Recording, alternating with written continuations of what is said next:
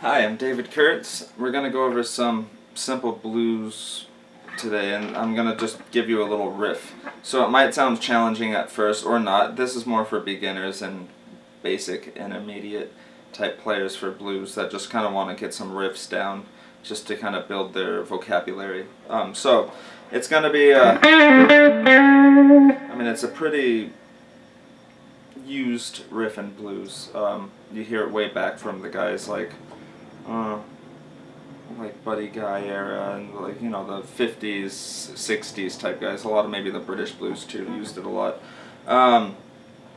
Anyways, so if you're using it in context,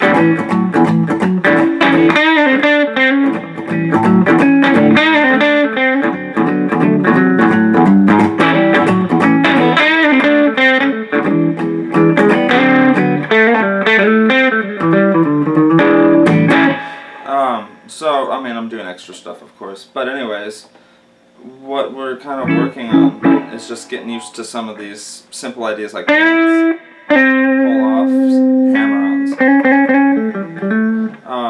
So we're dealing with the key of A. So if you don't know that scale, the pentatonic, you don't need to know all those notes for this riff today. We're just using 4 of those notes, or 5 if you count this guy right here.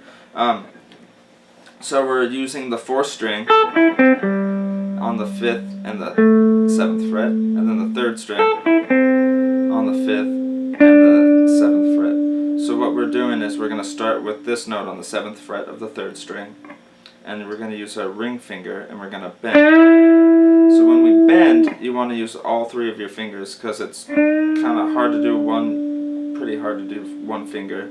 2 fingers a little bit easier, but 3 makes it a lot more easy and not much of a workout. I'm using 11s on my strings, so it's a little bit tough to do it without 3.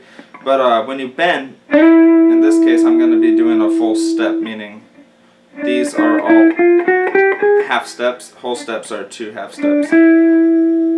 So from the 7th fret to the 9th fret.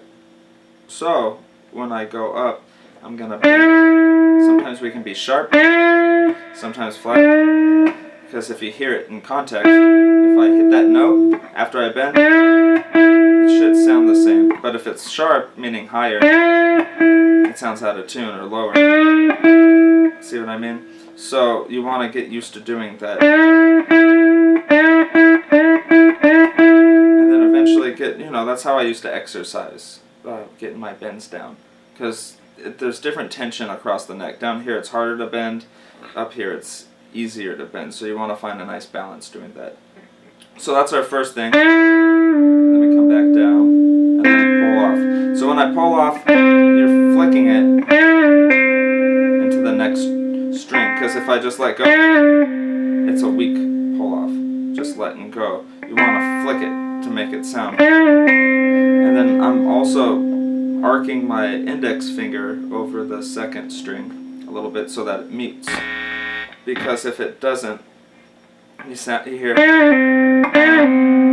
get that sound. Don't want to hear all that stuff. So you want to mute it. And then there's usually a lot of vibrato. In this case it's kind of too fast. So you're not going to really have time to do vibrato until the end. But so we're bending up, coming down, pulling off. So you want to get used to maybe flicking into that next string. Maybe hammer pull-offs. Then you can start sounding like a little bit of what Hendrix does sometimes.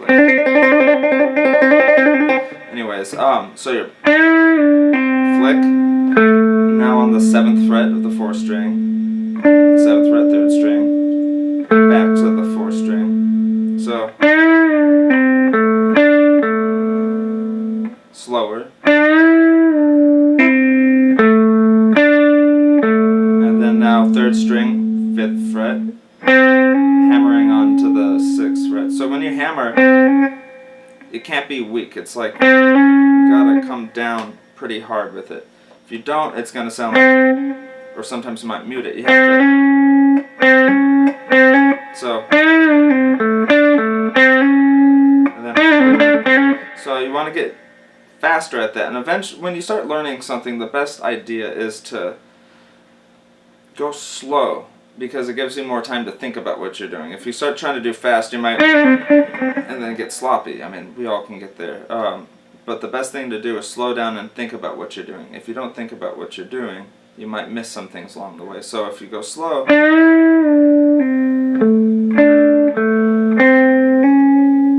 and also you got to hear it in your head. If I've played this enough times to where you're already hearing, you want to hear that in your head, even if it's not super strong. You want to hear music in your head, because it's almost like thinking before you speak. Same type of thing. Music is a communication. You want to think it before you speak it. In music, of course, because then it comes out more musical, the phrasing might be better, and you're more aware of what it's supposed to sound like, because it's up here first, instead of just my finger goes here because. You want to get used to hearing these things. So, again, you got this slower,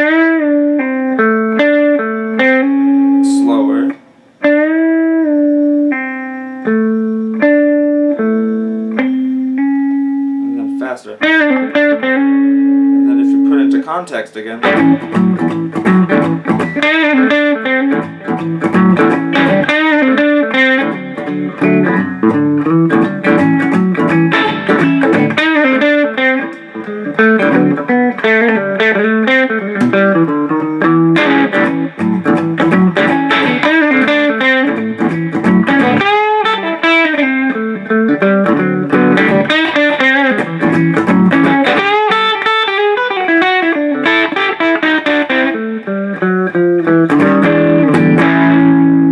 so again, I'm improvising a little bit more, and as you noticed, I kind of took that phrase sometimes and messed with the time with it, like instead of going, because you don't want to always have to play the same thing over and over and over. It gets kind of boring. It's good to get it into your vocabulary, but eventually you want to change it up. So we got that same riff. Once you feel comfortable with that, start experiment with the time, because sometimes time is more important than the notes.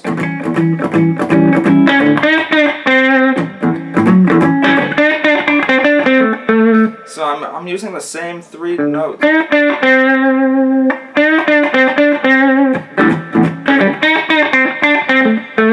then I added just one more, but it's about messing with time and things.